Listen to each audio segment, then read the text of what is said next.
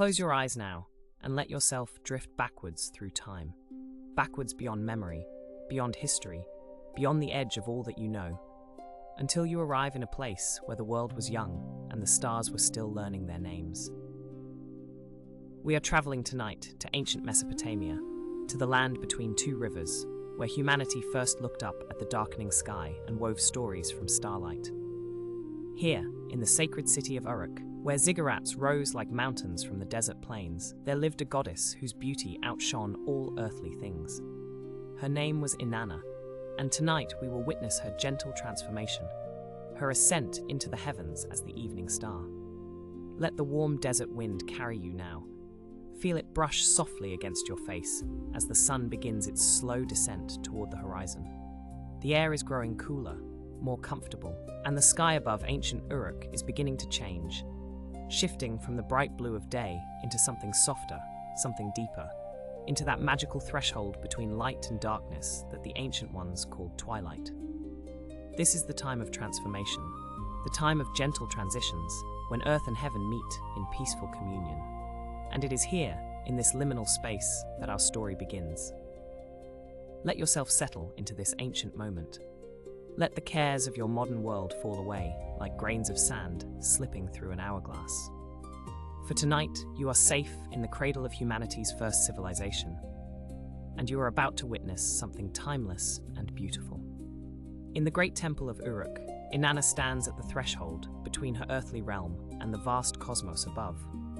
She is the goddess of love, of beauty, of the fertile earth, but she feels within herself a calling to something more, something greater. As the last rays of sunlight paint the western sky in shades of amber and rose, she feels the pull of the heavens, gentle but insistent, like a thread of silver light drawing her upward. The priests and priestesses gather in the courtyard below, their voices rising in ancient hymns that have been sung since the beginning of time. They light sacred fires in bronze braziers, and the smoke rises, curling and spiraling upward into the darkening sky, carrying prayers and offerings to the realm of the gods. Inanna closes her eyes and breathes deeply, inhaling the scent of frankincense and myrrh, feeling the rhythm of the chants resonating in her chest. In her bones, in the very core of her divine being, she knows that this is the moment of her transformation, the moment when she will leave her earthly throne and take her place among the stars. Slowly, gracefully, she begins to rise. It is not a sudden ascent, but a gentle lifting, as natural as breath, as effortless as a lotus flower opening to the morning sun. The air shimmers around her, and her robes begin to glow with a soft, golden light that grows brighter as she rises higher. The people of Uruk watch in wonder, their faces upturned, their hearts filled with reverence and peace. They do not feel afraid, for Inanna's transformation is not a departure, but a promise that she will watch over them from the heavens, that her light will guide them through the darkness, that she will be the bridge between earth and sky.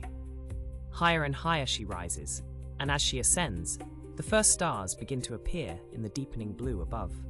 They twinkle softly, welcoming her, making space for her among their ancient patterns. And then, just as the sun slips beneath the western horizon, Inanna takes her place in the sky. The brightest light in the heavens, the evening star, radiant and eternal, shining with a gentle brilliance that speaks of love, of beauty, of the eternal dance between earth and cosmos. Now Inanna has become the evening star, and she begins her celestial dance across the twilight sky. This is not a hurried movement, but a slow, graceful gliding, like a swan moving across still water, leaving gentle ripples of starlight in her wake. Night after night, she appears in the western sky, just as the sun departs, and the people below pause in their daily tasks to watch her emergence. The shepherds in the fields, the merchants closing their shops, the mothers tucking their children into bed, all of them look up and feel a sense of peace wash over them when they see her light. For Inanna's light is different from the harsh brightness of the sun or the cold silver of the moon. Her light is warm and welcoming, gentle and reassuring, like a lamp left burning in the window of home. As you rest here tonight, imagine yourself among those ancient observers, standing on the flat roof of a mud brick house in Uruk, feeling the warmth of the day still radiating from the clay beneath your feet, while the cool night air brushes your skin. Above you, the sky is deepening into that rich, velvety blue that holds all the mysteries of the universe. And there, just above the western horizon, you see her, the evening star, Inanna in her celestial form, shining with steady radiance. You watch as she moves slowly across the sky, and you notice that her light seems to pulse gently, rhythmically, like a heartbeat, like the breath moving in and out of your lungs. Inhale, and her light brightens ever so slightly. Exhale, and it softens to a gentler glow. Inhale, exhale, and you find yourself breathing in harmony with the evening star, your rhythm synchronized with the ancient cosmic dance. Other stars are emerging now, appearing one by one like flowers opening in a vast celestial garden. Each one has its own story, its own place in the great patterns that the gods have written across the heavens. But tonight, your attention remains gently focused on Inanna, on her slow, graceful journey across the darkening sky. The ancient astronomers knew her path by heart. They could predict when she would rise and set, when she would be brightest, when she would seem to pause in her dance before continuing on. They wrote her movements on clay tablets, recording her eternal patterns so that future generations would know her ways. And now, thousands of years later, you are part of that continuous stream of stargazers, connected across time by the simple act of looking up in wonder.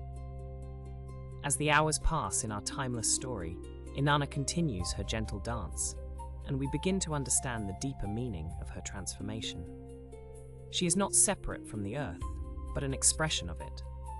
The same life force that makes the grain grow in the fields and the date palms bear fruit is the force that shines in her celestial light.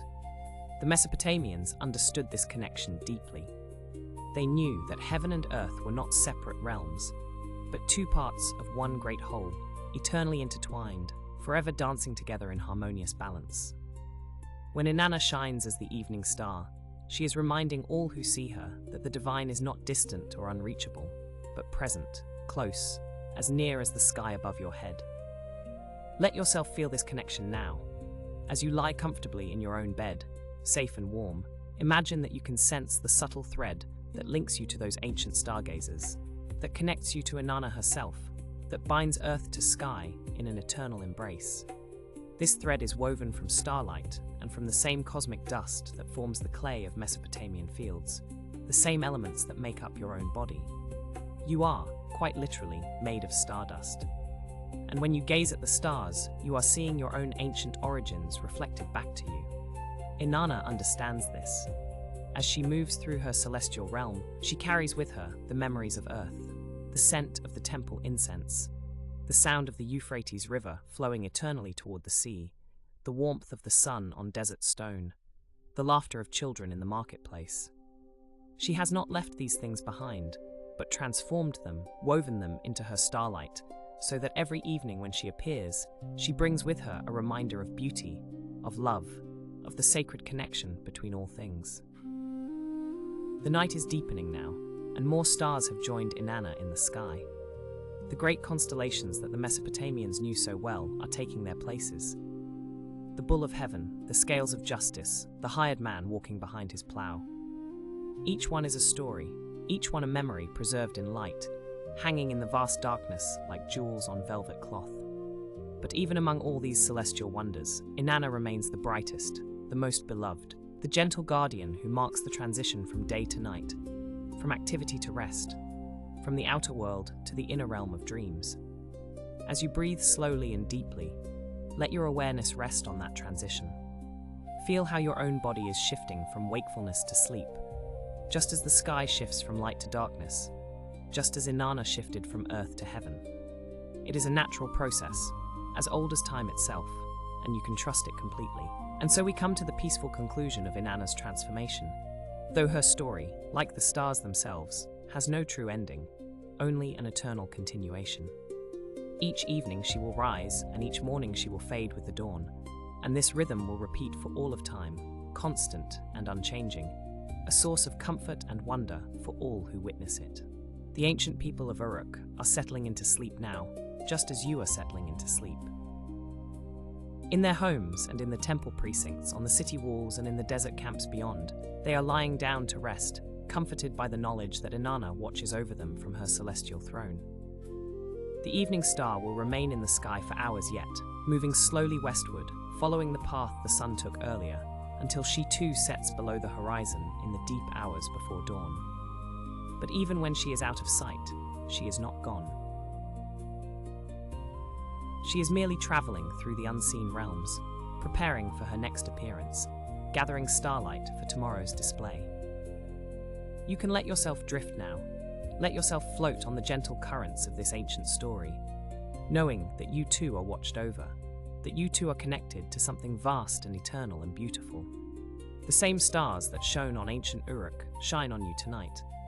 The same cosmic patterns, the same celestial dance, the same gentle light bridging earth and heaven. Let Inanna's transformation become a metaphor for your own nightly journey into sleep, a peaceful rising above the concerns of the day, a gentle shifting of consciousness, a natural movement from one state of being to another.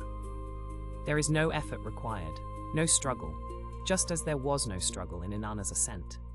You simply allow yourself to be lifted, to be carried, to be transformed by the natural rhythms of rest and renewal. The sky above ancient Uruk is now fully dark, and the stars are shining in all their glory. Inanna's light pulses gently, rhythmically, a cosmic heartbeat, a celestial breath. And as you breathe with her rhythm, inhaling peace, exhaling tension, you feel yourself becoming lighter, softer, more luminous. You are becoming like starlight yourself, dissolving into the vast, peaceful darkness, becoming one with the eternal dance of earth and cosmos. Rest now. Rest deeply, for you are held in the same embrace that holds the stars, and you are safe, you are peaceful, you are home, you are starlight, you are peaceful. And now, from this place of deep tranquility, we drift even further back through time, back beyond memory, beyond history, to the very beginning, to the moment before moments existed, to the waters that held everything in possibility. Let yourself float now, gently, softly, as we descend into the primordial deep, into the ancient story of when stars were born. In the beginning there was Apsu, the fresh waters, sweet and boundless, stretching in every direction without end. And there was Tiamat, the salt waters, vast and deep, holding the mystery of all that could ever be. These two waters mingled together, flowing one into the other, gentle and undisturbed, in perfect dreamlike stillness.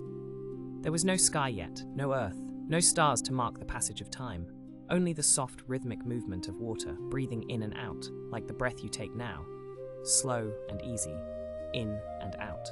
Feel yourself floating in these primordial waters, held and supported completely. The water is neither warm nor cold, but perfectly, peacefully comfortable. You are weightless here, drifting in the gentle current that flows between Apsu and Tiamat. There is no need to swim, no need to move. The waters themselves carry you, rocking you softly, the way the universe rocks all things in its ancient, patient rhythm. In and out, back and forth, endlessly peaceful.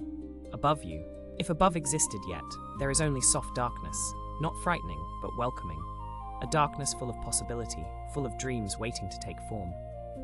Below you, if below had meaning here, more darkness, more water, more peace. You float in the space between, in the gentle meeting place of all things, and you are safe, you are held, you are home in these ancient eternal waters. The Mesopotamians knew this story well. The Enuma Elish, they called it, When on High. The tale of creation, whispered from generation to generation, carried down through 4,000 years to reach you now, here, in this moment of rest.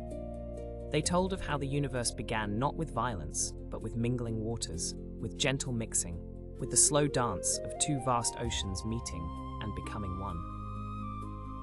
And in this story, you can rest, as they rested, knowing that all creation flows from peace, from stillness, from the quiet depths. Breathe with these ancient waters now. Let your breath become their rhythm, slow and steady, in and out, like tides that have no shore. Each breath you take connects you to this primordial moment, to the beginning of all things. You are floating in the story itself, held by waters that existed before time, and these waters remember everything. They remember peace, they remember stillness, and they share this memory with you now, flowing through you, calming you, deepening your rest with every gentle wave. From these mingled waters, all things would come, gods and mortals, earth and sky and stars, oh the stars, but not yet. For now there is only this, only the peaceful floating, only the gentle darkness, only the soft rocking of ancient waters. And this is enough. This is perfect. This is exactly where you need to be. Let the waters hold you. Let them carry you deeper, deeper into rest, deeper into peace, floating, drifting, dissolving into the primordial deep, where all stories begin, and where you are perfectly, beautifully, completely at peace.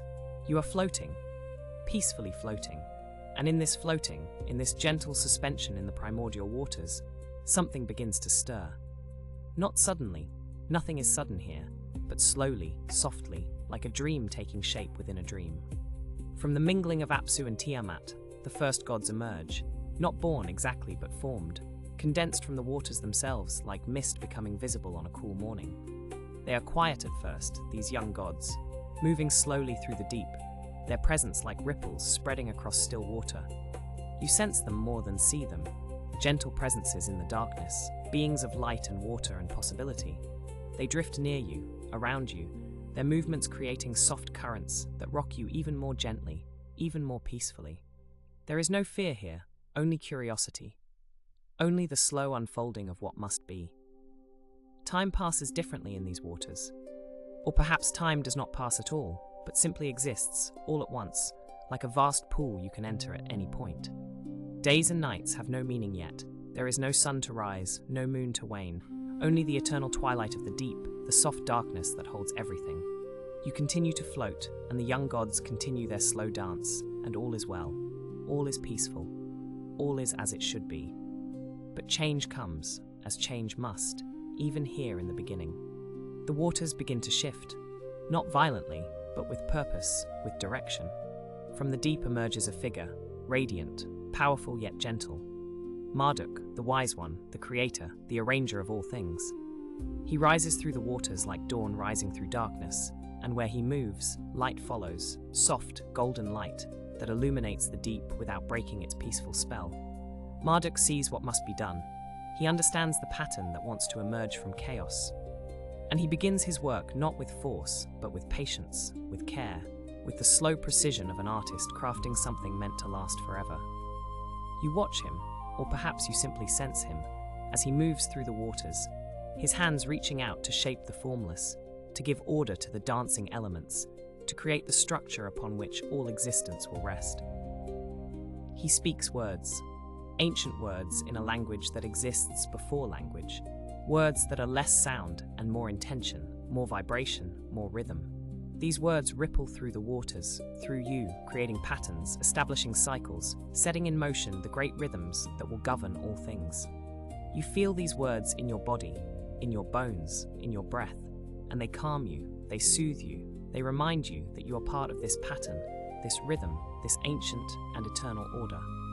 Slowly, so slowly, Marduk begins to separate the waters, not tearing them apart, but gently distinguishing one from another, creating space, creating dimension, creating the up and the down, the within and the without. The waters of Tiamat spread out to become the dome of heaven, arching overhead in a vast, protective curve. The waters of Apsu settle below to become the foundation, the deep beneath, the support that holds all things. And between them, a space opens, a space for air, for breath, for the world that will be. You float now in this new space, this place between waters, and it feels familiar somehow, like coming home to a place you've always known.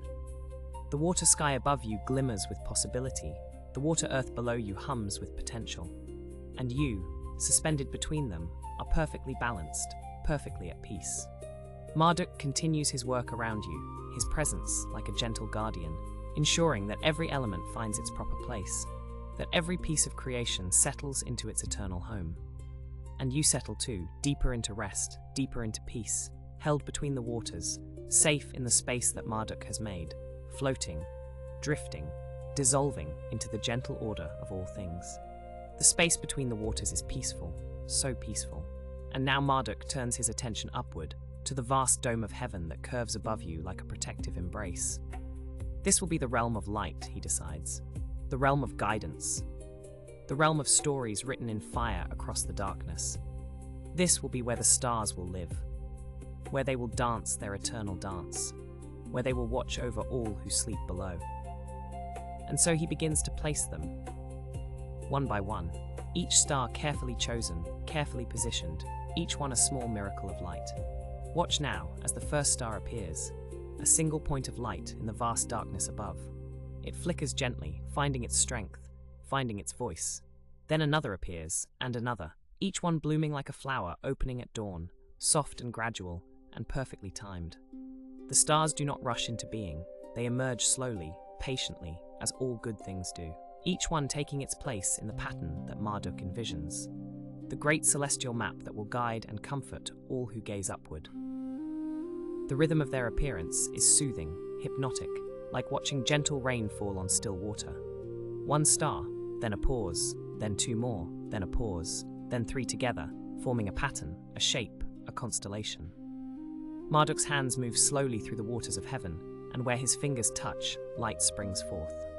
He is painting with starlight, composing a symphony of luminous points, creating a story that will be read for thousands of years by those who sleep beneath the open sky and wonder at the beauty above them. You drift upward now, slowly, gently, rising through the space between waters until you are closer to Marduk's work, close enough to see each star as it takes its place. Here, a cluster that will become the constellation of the Bull of Heaven. There, a line of stars that will mark the path of the shepherd's journey. And there, scattered like seeds, the stars that will form the great scales, the balance, the sign of justice and harmony. Each constellation is a story, each pattern is a meaning, and together they form a vast tapestry of light and wisdom and peace. Marduk works with such care, such attention, such love. He is not merely placing stars at random, but creating relationships between them, establishing conversations that will span the vault of heaven, building a community of lights that will watch over each other and over the world below. Some stars he makes brighter, to serve as guides. Some he makes dimmer, to add depth and mystery. And some he sets to wander, the planets, the moving stars, those that will trace their own paths across the fixed patterns, adding variation and wonder to the eternal display. As you watch, you begin to recognize something. A feeling, a memory perhaps, or a deep knowing. These stars that Marduk is placing, they are not separate from you. They are made of the same substance as everything else, the same primordial waters that hold you, the same light that glows within Marduk himself. You are made of stardust, the ancients knew, and here you witness the truth of it. The moment when that dust first became light, first became story, first became the gentle guides that would watch over humanity's sleep for all the ages to come.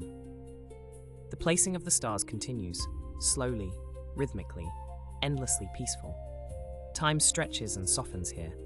What might be moments feel like hours, what might be hours feel like moments. It doesn't matter. You have nowhere to be but here, nothing to do but watch and float and rest.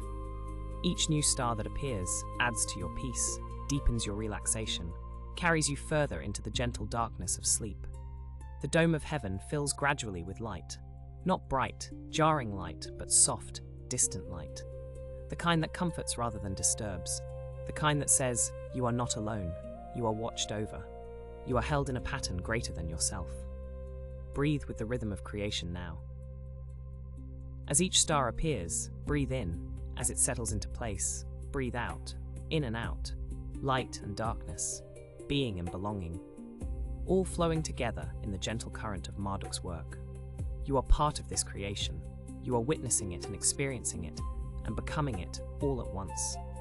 And as the stars multiply above you, you feel yourself settling, softening, releasing into the peace of this eternal moment when the universe learned how to shine. The stars are in place now.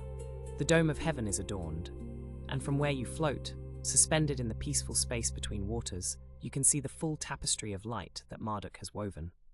It is beautiful, deeply, quietly beautiful, and it fills you with a sense of rightness, of order, of peace.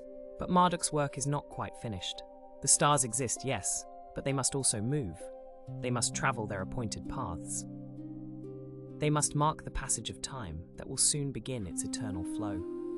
And so, with the same gentle care he has shown throughout, Marduk begins to teach the stars to dance. He assigns to each constellation its path across the heavens, its time to rise and its time to set, its season to dominate the sky and its season to rest below the horizon. He establishes the great cycles, the nightly rotation of the celestial sphere, the annual precession of the zodiac, the slow, majestic turning of the ages. All of this he sets in motion with words and gestures, with intention and wisdom, and the stars respond, beginning to move in their ordained patterns, beginning to dance the dance that will continue forever. Watch now as the sky begins to turn, slowly. So slowly you can barely perceive it at first. But yes, there, the stars are moving. They slide gracefully across the dome of heaven, maintaining their relationships to each other, holding their patterns intact, but traveling together in the great rotation that marks the passing of night. It is hypnotic, this movement, soothing beyond measure, like watching clouds drift on a summer afternoon, or waves roll endlessly toward shore. Your eyes grow heavy as you watch, your body grows heavier still, sinking into deeper relaxation, deeper peace, deeper rest. The rhythm of the stars' movement becomes your rhythm now. As they rise in the east, you breathe in. As they arc across the sky, you hold.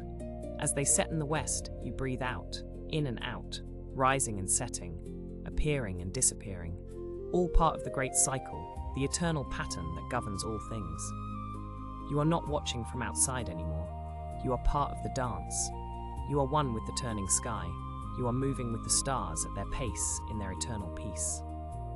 Marduk now places the moon in the heavens, gentle Sin, the lunar god, who will measure the months and guide the night. The moon appears as a slender crescent, glowing soft silver gold against the dark dome, and even as you watch, it begins its own cycle, waxing gradually, growing fuller, moving through its phases in a rhythm even slower and more soothing than the stars. The moon becomes a focal point, a gentle anchor for your drifting awareness, something to rest your gaze upon as everything else softly fades into the background. The sun will come too in time, great Shamash, the judge, the illuminator, but not yet. For now, this is the realm of gentler lights, of stars and moon, of the soft luminescence that guides without overwhelming, that comforts without demanding attention. This is the light for sleeping under, the light for dreaming beneath, the light that says it is safe to close your eyes, safe to let go, safe to surrender to the deep currents of rest that flow through all creation. Marduk speaks his final words of ordering, establishing the stations of the gods among the stars, giving each divine being their place in the heavens, creating a cosmic government, a celestial city, a realm of order and peace above the earth that will soon be formed below. The great gods take their places, Ea in the waters of the south, Anu in the heights of the pole, Enlil in the winds between, and all the others, each in their proper station, each watching over their appointed realm, each contributing to the harmony of the whole. And now, the great work is complete. The universe has been ordered, the stars have been placed and set in motion, the cycles have been established, and all is well. Marduk rests from his labors. Not from exhaustion, but in satisfaction, in peace, in the quiet joy of work well done. And as he rests, so do you, so must you. For this is the time of rest, the moment when creation pauses to admire itself, to settle into its own reality, to simply be. Float here in this moment of completion, this space of perfect peace, where everything is in its place, everything is as it should be, and there is nothing to do but rest. Rest deeply, rest completely. Held by the order of the universe, cradled by the rhythm of the stars, safe in the pattern that will endure forever. Rest now, rest deeply, for the stars are in their places and the heavens are complete. You float in the space between waters, between earth and sky, between waking and sleeping, and here in this liminal space, you are perfectly at peace. The work of creation is done, and now comes the eternal continuation, the gentle, endless turning of the celestial patterns, the soothing repetition of cycles that will never cease. Above you, the stars continue their slow dance. You have watched them being placed. You have watched them learn to move, and now you simply exist with them, sharing their rhythm, breathing with their rotation. There is no effort in this, no trying, only being, only floating, only resting. The stars do not strain to shine, they simply shine. The heavens do not struggle to turn, they simply turn. And you do not work to rest, you simply rest. Easily, naturally, completely. The ancient Mesopotamians slept under these same patterns, gazed up at this same celestial order, found comfort in the same eternal rhythms. 4,000 years ago, a shepherd would lie on his back in the grass outside Uruk or Babylon, watching these constellations wheel overhead, and he would feel what you feel now, this deep, abiding peace, this sense of being part of something vast and orderly and good. The stars connected him to the gods, and they connect you now to that same sense of transcendence, of meaning, of belonging to the universe itself. Let your awareness expand now, gently, softly, until you encompass the whole dome of heaven, until you are not just under the stars, but among them, part of them, one with them. You are a point of light in the vast pattern, a consciousness floating in the cosmic ocean, a small spark of the same divine fire that Marduk kindled when he first brought order to the deep. You are not separate from this creation. You are within it, woven into it, essential to it. And knowing this, you can rest even more deeply, even more completely. The stars above you form stories, the bull of heaven, the scales of justice, the great twins, the scorpion that guards the mountains of sunrise. Each one a tale told in light, each one a meaning written across the darkness. But the stories no longer need words, they simply exist. Patterns of light that communicate directly to something deep within you, something that understands without thinking, that knows without learning. These stories say you are safe, you are held, you are part of the great pattern. You belong here. You can let go. And so you let go. You release whatever small tensions remain. You allow yourself to sink deeper into the waters that hold you, to float more completely in the space that Marduk has created, to dissolve more fully into the peace that permeates all creation. Your breath becomes slower, softer, barely perceptible, like the breath of the cosmos itself, the great inhalation and exhalation that sustains all things. In and out, slowly, slowly. Each breath a cycle, each cycle a comfort, each comfort a doorway into deeper rest. The moon above continues its patient journey across the sky. The stars continue their eternal rotation, and you continue to float, suspended between waters, between moments, between thoughts. Time has become meaningless here. Or perhaps time has revealed its true meaning, which is not the rushing forward that you know in waking life, but this eternal now, this constant present moment in which all of creation exists simultaneously. Past and future dissolve. Only this remains, this floating, this peace, this deep, abiding rest. From the waters below you feel support, from the waters above you feel protection, and between them you are cradled in perfect balance. The primordial ocean that birthed the universe now rocks you like a mother rocks her child, gently, endlessly, with infinite patience and care. There is no danger here, no threat, no disturbance. Even the chaos that existed before Marduk's ordering has been transformed into peace, integrated into the pattern, given its place in the vast harmony of all things. Let the stars watch over you now as you drift deeper, deeper into rest, deeper into sleep. Let them be your guardians, your guides, your gentle companions in the darkness. They have traveled their paths for billions of years. They will continue for billions more. And throughout all that vast expanse of time, they remain constant, reliable, peaceful. You can trust them, trust the order they represent, trust the universe that holds them and holds you in the same eternal embrace. Rest now, rest completely, for you are floating in the primordial waters. You are held in the space between heaven and earth. You are watched over by the stars that Marduk placed in their eternal homes. You are part of the pattern, part of the cycle, part of the great cosmic story that began when the waters first mingled and will continue beyond all imagining. You are safe, you are held, you are home, and you can sleep now. Sleep deeply, sleep peacefully, carried by the gentle rhythms of creation into the deep, restorative rest that awaits you in the darkness, in the soft, eternal darkness. And now we find ourselves drifting forward through time, carried on the same cosmic currents that brought forth creation, moving gently, peacefully, toward another moment, another place where earth and heaven meet. The eternal darkness cradles us still, but now there are new stars to greet, new patterns emerging in the soft velvet of night. We travel to a place where the ancient cedars grow, tall and wise and patient, their roots reaching deep into sacred earth while their branches stretch upward toward the unchanging lights above. This is the Cedar Forest, the dwelling place of mysteries, where the hero Gilgamesh once walked beneath the same stars you see now. The same eternal witnesses that watched over him as they watch over you. Can you feel it? The shift from the rhythm of creation to this quieter rhythm, the rhythm of contemplation. Here, there is no more forming, no more making, only being, only witnessing, only the soft, gentle act of gazing upward into infinity. Gilgamesh stands in a clearing, a space between the towering trees, and he is looking up, always looking up, toward the constellations that never change, never fade, never abandon their eternal dance. He has traveled so far, this great king of Uruk, this hero of ancient days, and now he pauses, breathes, and simply observes the quiet majesty overhead. The stars shine down through gaps in the cedar canopy, each beam of light a silver thread, each thread weaving through darkness and branch and time itself, reaching across thousands of years to touch this very moment, to touch you. To remind you that some things are permanent, some things endure, some things remain, even when all else transforms.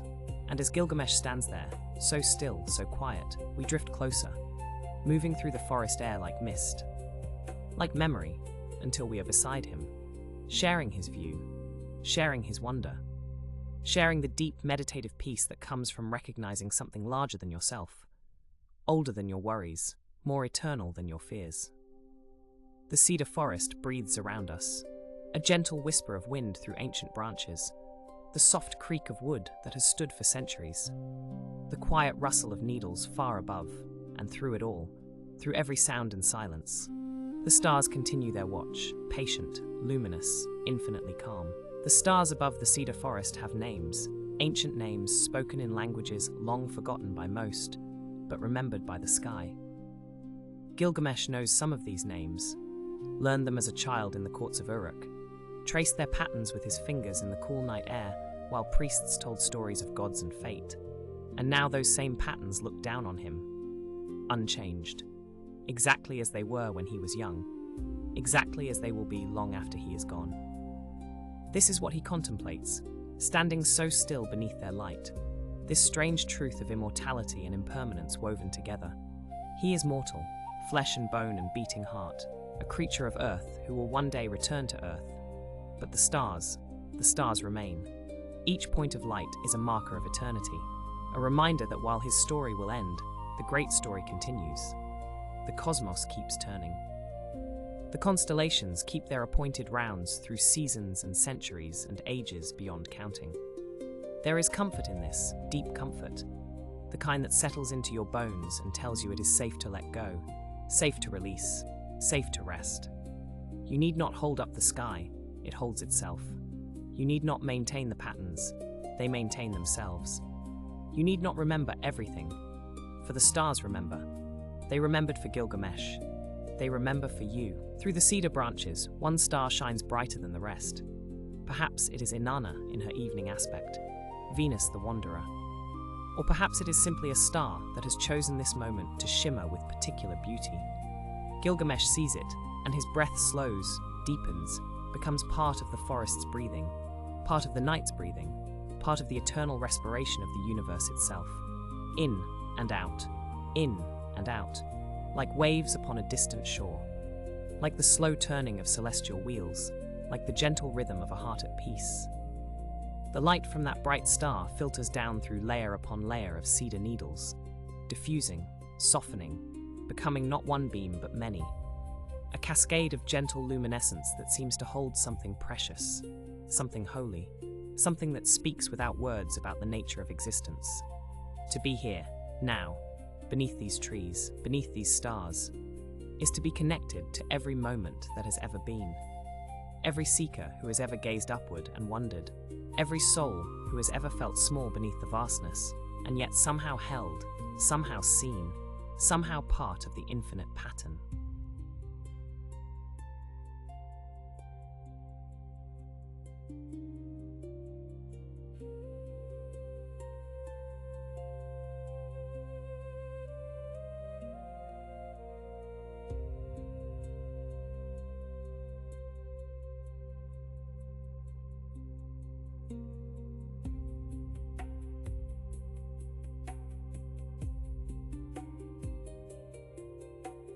No demand, only the gentle invitation to be present, to witness, to allow the starlight to wash over you like cool water, like a blessing, like a lullaby sung in the oldest language of all.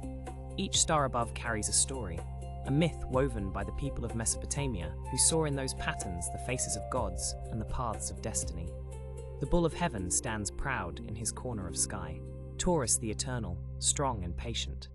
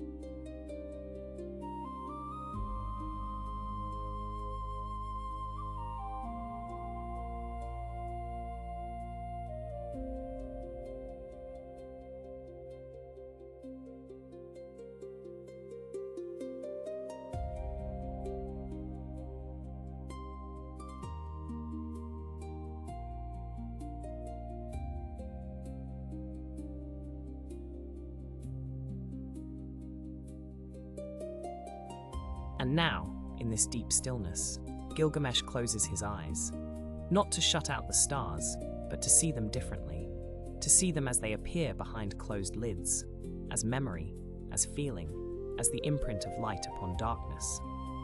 When you have gazed long enough at something eternal, when you have allowed its truth to settle into your awareness, it becomes part of you. The stars are within now, glowing softly in the interior landscape. Reflected in the quiet pool of consciousness, this is the gift of contemplation, this internalization of wonder, this transformation of observation into knowing. With his eyes closed, Gilgamesh sees the patterns even more clearly, the constellations arranged not just above but all around, as if the forest has dissolved and he floats in the midst of stars, surrounded, embraced, held in a sphere of gentle light. And you too can feel this, can imagine this, can allow the boundary between inner and outer to soften until there is no separation between you and the stars you contemplate. Until you are both the observer and the observed, both the seeker and the found. The darkness behind closed eyes is not empty, it is full, rich, alive with possibility, with presence, with the same creative void from which all things emerged in the time of Apsu and Tiamat. It is restful darkness, welcoming darkness, the darkness that knows you and calls you home. Each breath Gilgamesh takes seems to move through him like starlight, in through the crown of his head, down through his body, out through his feet into the earth, and then returning, cycling, connecting sky and ground, above and below, eternal and temporal. He is the bridge, the meeting place, and so are you. In this moment, there is no difference between the ancient hero and the modern dreamer, between the cedar forest of long ago and the quiet space where you rest now. All moments converge, all places meet, all stories weave into one. The star myths of Mesopotamia are not distant legends. They are present truths, living realities that continue to speak to anyone who pauses, who breathes, who looks up or inward with an open heart. Gilgamesh stands rooted like the cedars around him, and yet simultaneously he is floating, drifting on the same cosmic currents that carried the gods, that bore creation into being, that now gently, so gently, carry you deeper into rest.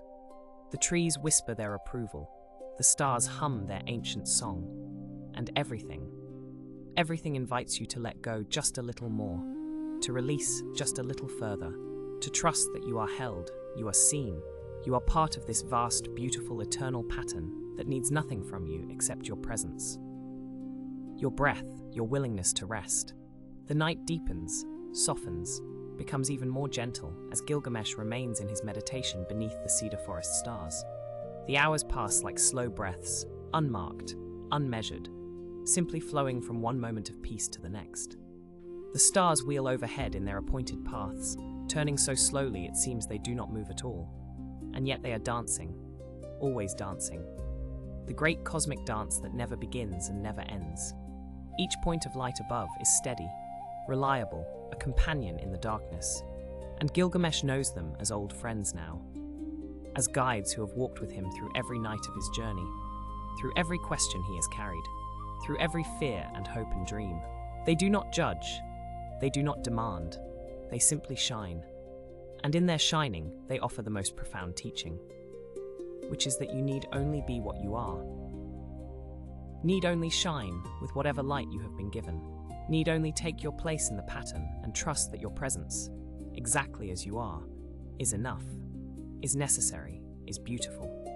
The cedar forest breathes its cedar scent into the night, resinous and sweet and grounding, and this fragrance mingles with starlight in some alchemy of sense and spirit, creating an atmosphere of such deep peace that words begin to fade, thoughts begin to soften, and all that remains is sensation, presence, the simple act of being here, now, held.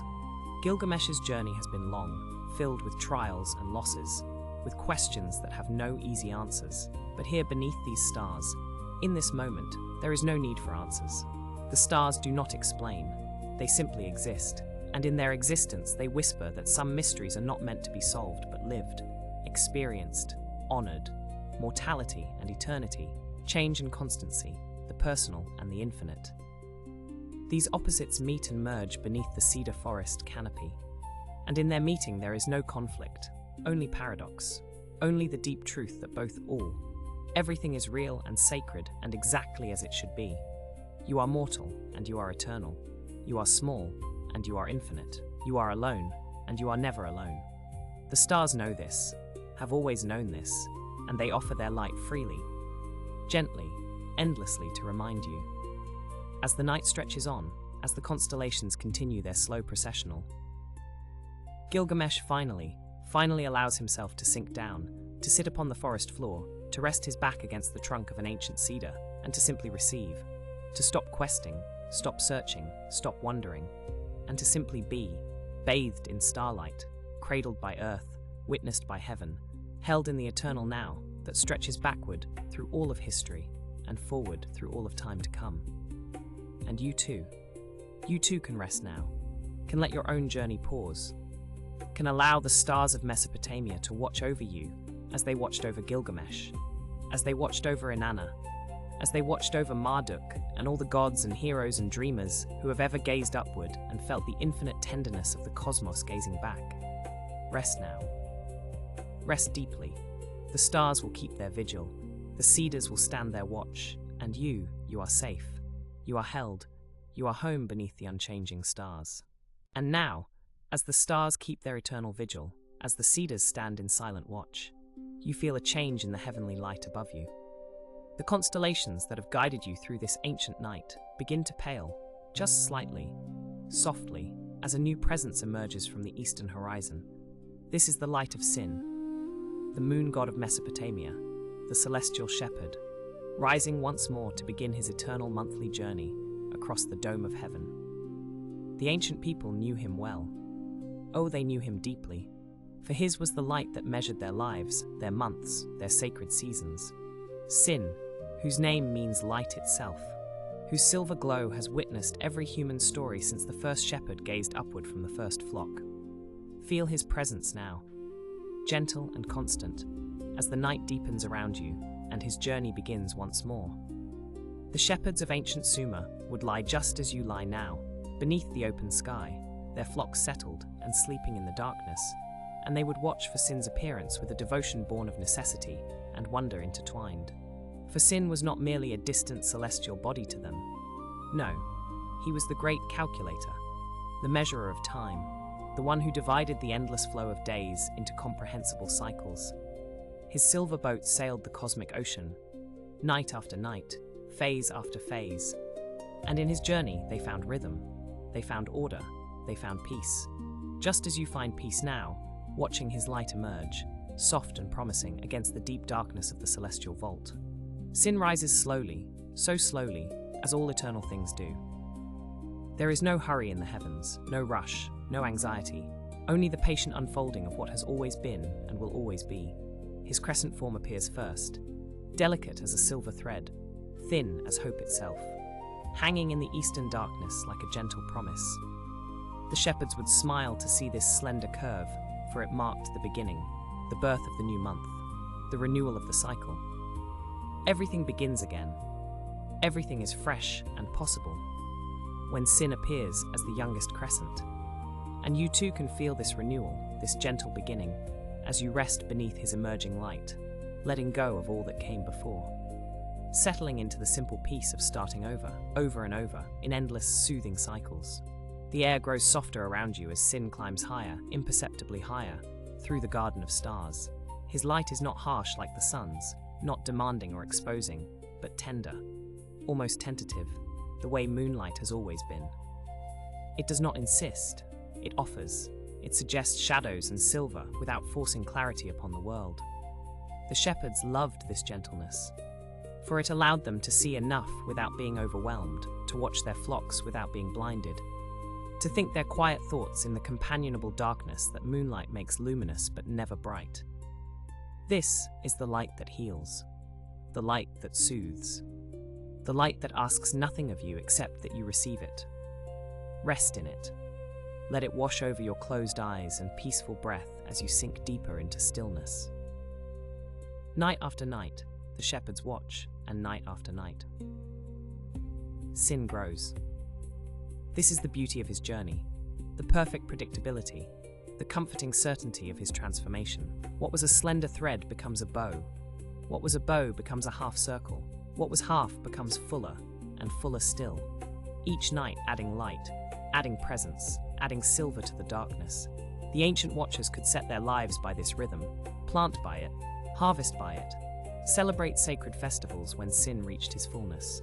And you too are learning this rhythm now, feeling it in your breathing, in the slow tide of your relaxation, as sin teaches the oldest lesson, that all things move in cycles, that what waxes must wane, that what empties will fill again, and that this endless pattern is not something to fear, but something to trust, to rest within, to let carry you like a boat upon calm waters. Sin has names upon names, titles upon titles, for he was beloved across all of Mesopotamia. In his sacred city, they called him Enzu, Lord of Wisdom, for his light illuminated not just the land but the mind. In Haran, they built him temples whose ruins still stand, silent witnesses to millennia of devotion. He was the father of Inanna, the father of Shamash the sun god, the elder deity whose light was ancient before the other gods were young. The shepherds would whisper these names as they watched him climb. Enzu, Sin, Nana, each name a prayer, each prayer a moment of connection between earth and heaven. You need not remember all the names, only the feeling they carried, reverence and intimacy mixed together. The sense that this distant light was also somehow close, somehow personal, a guardian who knew each watcher by name. The stars arrange themselves around Sin as he journeys, the great constellations through which he passes, the zodiacal houses that mark his path. He moves through the bull, through the twins, through the lion and the scales, visiting each celestial realm in turn, a sovereign making his rounds through the provinces of heaven. The shepherds learned to recognize these patterns, to know that when Sin stood beside certain stars, certain seasons would follow, certain rains would come, certain winds would blow. This knowledge was precious, passed from elder to apprentice, from parent to child, under countless nights just like this one. And though you need not learn the specifics, not now, not as you rest, you can still feel the deep human comfort of pattern recognition, the peace of knowing that the heavens are not chaos but order, not randomness but rhythm, not confusion but clarity, expressed in light and darkness, dancing their eternal dance. As Sin reaches the midpoint of his journey, as his crescent swells toward fullness, the flocks sleep more deeply, the shepherds rest more peacefully, for his growing light means safety, means the ability to see danger approaching, means protection against the threats that hide in pure darkness. But more than practical safety, there is something in the waxing moon that stirs hope in human hearts. The sense of increase, of building, of potential approaching fulfillment. Watch him grow now in your mind's eye. Night by night, though you experience it as one long peaceful moment. Watch the silver arc expand, the dark portion of his disk shrinking, until almost all is luminous, almost all is light. And you approach the moment of fullness, that perfect pause in the cycle, when sin reaches his greatest glory. And now, after 14 nights of growing, sin reaches fullness. The moon is complete, whole, perfect in its roundness.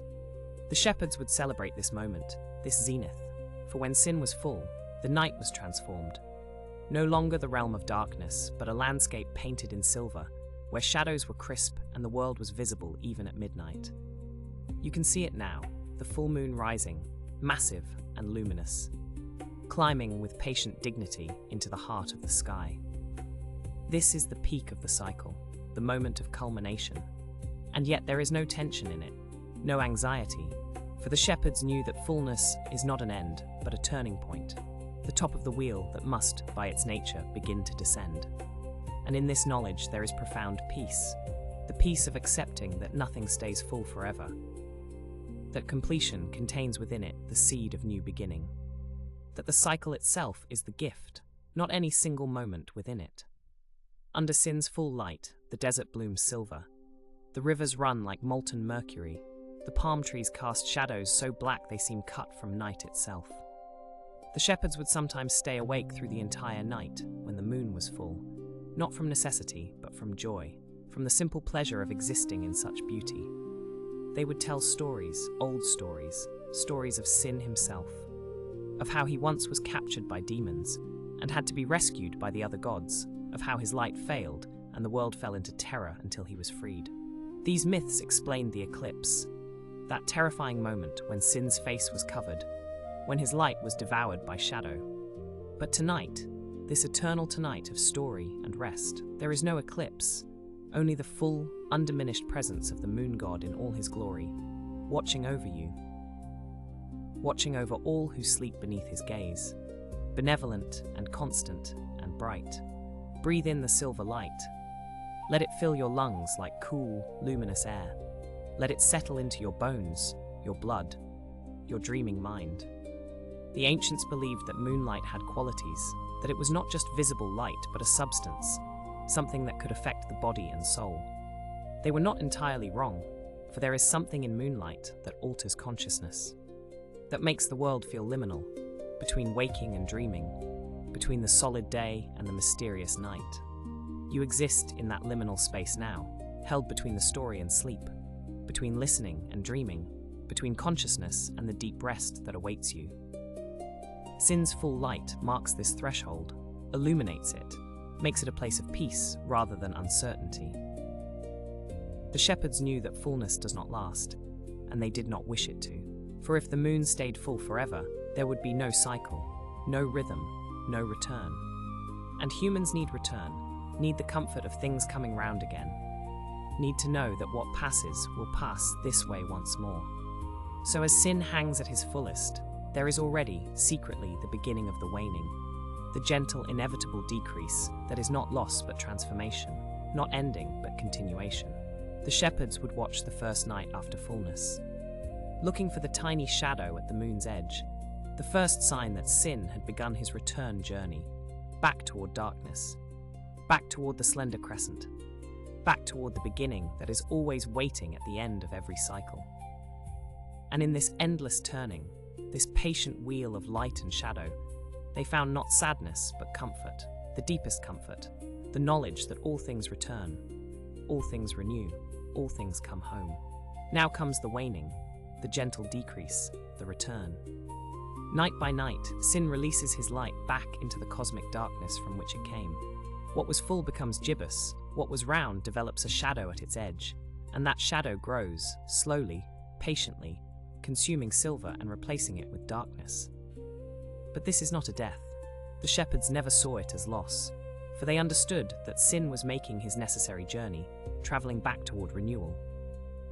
Moving through the stations of heaven toward the moment of rebirth, you can feel this in your own body now, the waning of tension, the decrease of the day's concerns. Everything that was full and urgent growing quieter, smaller, more distant, as you release and release and release into deeper rest. The waning moon rises later each night, later and later, until it does not appear until after midnight, and then not until the small hours before dawn. The shepherds who kept watch through these darkening nights knew intimacy with stars they could not see when the moon was bright. As Sin's light decreased, the constellations emerged more fully. The Milky Way became visible in all its clouded glory, and the night deepened into that profound darkness that is not empty, but full of invisible presences. Full of distant lights too faint to see when anything brighter is present. This is the gift of waning. It reveals what fullness obscures. It opens space for subtler perception, for quieter knowing. Let yourself wane now. Let the bright consciousness of day recede. Let subtler awareness emerge. The awareness of your breathing, your heartbeat, the gentle weight of your body completely supported and safe. Sin becomes a half circle again, but different now from the waxing half. For this is the left side lit, not the right. This is the closing parenthesis, not the opening. This is the exhale, not the inhale. The shepherds could tell immediately which half moon they were seeing, waxing or waning, and each had its own meaning, its own energy. The waxing was for beginning projects, planting seeds, starting journeys. The waning was for completion, harvest, return, and for rest. Yes, especially for rest. For as sin decreased, the darkness increased, and darkness is the realm of sleep, the domain of dreams, the territory where consciousness goes to restore itself in the mysterious workshops of night.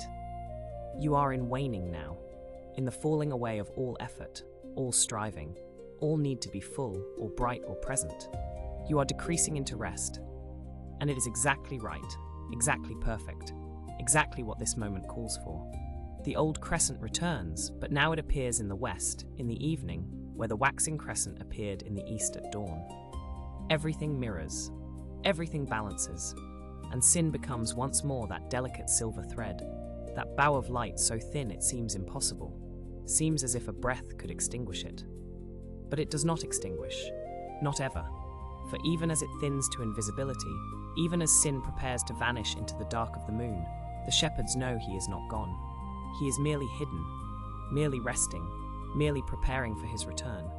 And so they rest too, in the darkest nights, trusting that the cycle continues, that what vanishes will reappear, that darkness is not an ending but a pause, a breath, a gathering of strength for the next beginning.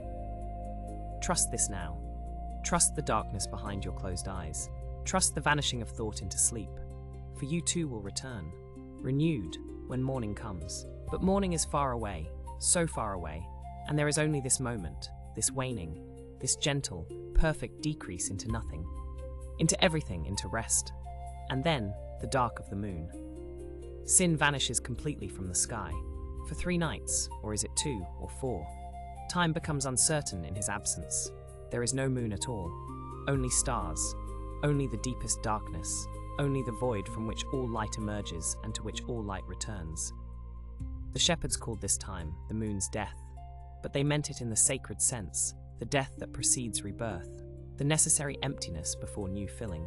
They did not fear these dark nights, though the darkness was complete and the flocks were vulnerable, for they knew with absolute certainty that sin would return.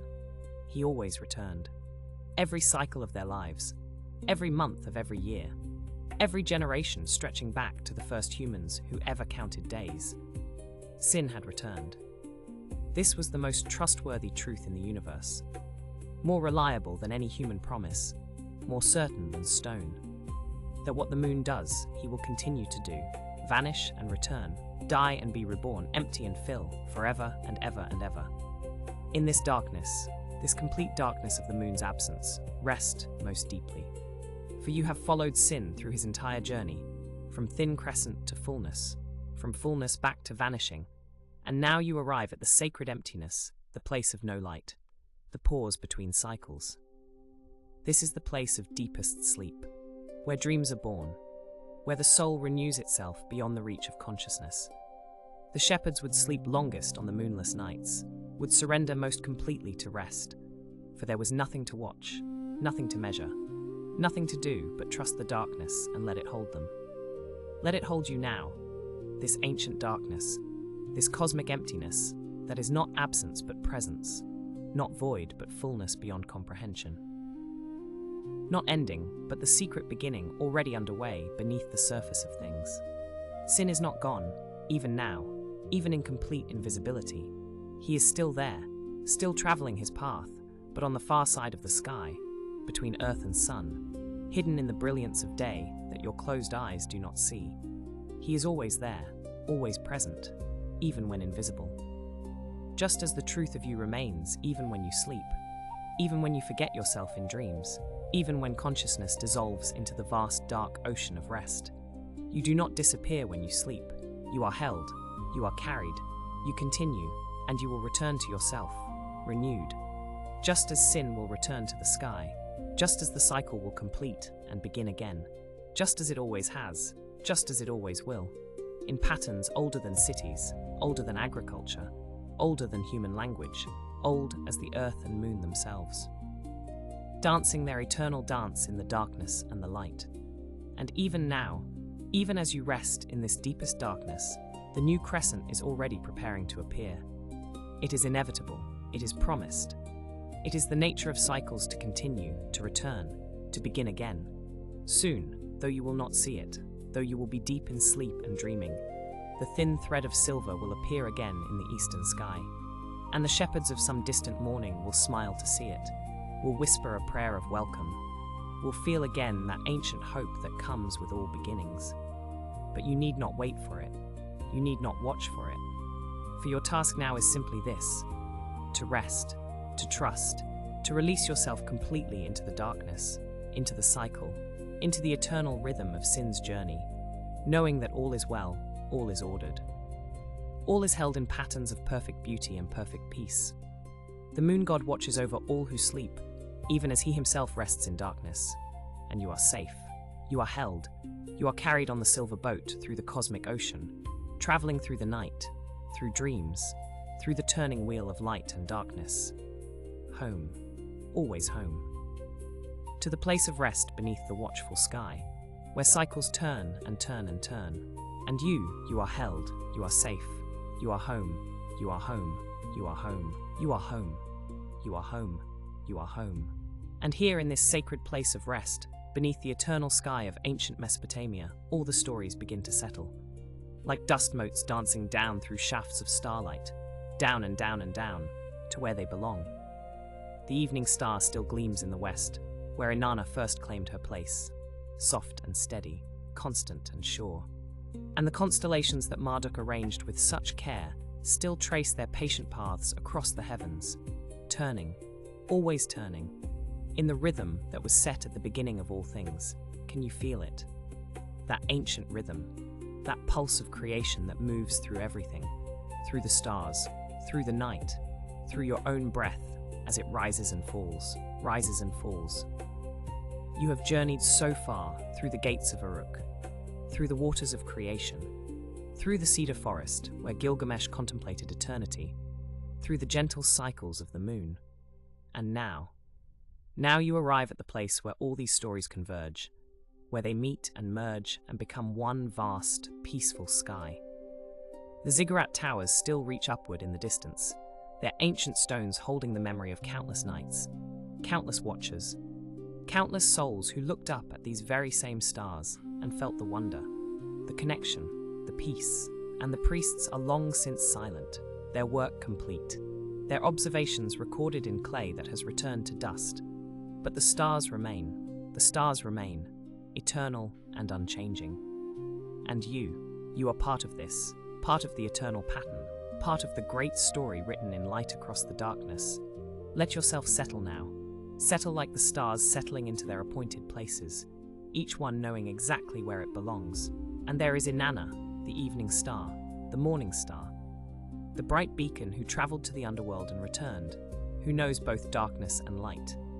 and she shines for you now, steady and soft, a gentle guide, reminding you that all journeys end in homecoming, all stories end in rest. And beside her in the sky, you can sense the presence of all the gods who claimed their places among the stars. Shamash the sun, now sleeping beneath the horizon, his daily journey complete, his light given fully, and now he rests. And Sin the moon, in whatever phase he wears tonight, crescent, or half, or full, moving through his eternal cycle. The rhythm you have come to know, the rhythm that needs no thought, only surrender, only trust. And Marduk, the great organizer, the one who set the stars in their courses, he too rests now in the patterns he created. His work done long ago, at the beginning of time. And all the work is done, all the striving is finished. There is nothing left to do but rest. Rest in the pattern, rest in the story. Rest in the great eternal sky that holds everything, holds you. Each star is a story, and each story is complete. The hero who sought immortality found something better. Found peace, found acceptance, found the beauty of the moment. The cedar forest bathed in starlight. The friendship that transcends death. The walls of the city that remain. And the gods who battled and created and loved and struggled, they too have found their places, their rest, their eternal stations in the sky.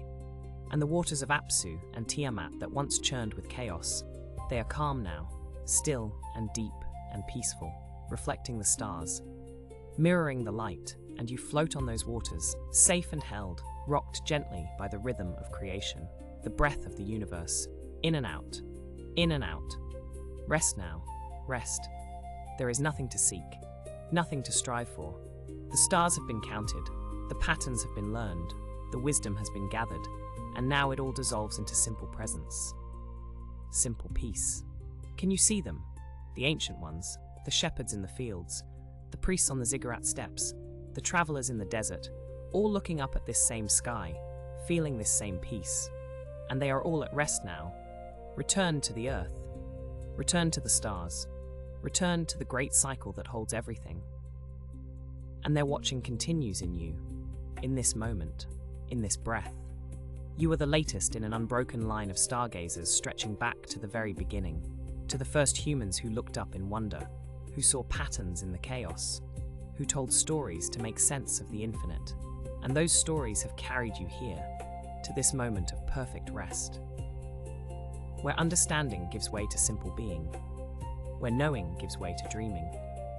The constellations turn overhead, so slowly you cannot see the movement, but it is there, constant, reliable, the great wheel of the heavens.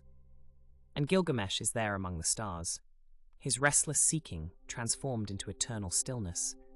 He stands at the edge of the cedar forest forever, gazing up and finding peace in the permanence of the stars, in the way they return, night after night, season after season, age after age. And Enkidu is beside him, wild and wise, friend and brother, and they are together in the pattern, together in the story, together in the eternal sky.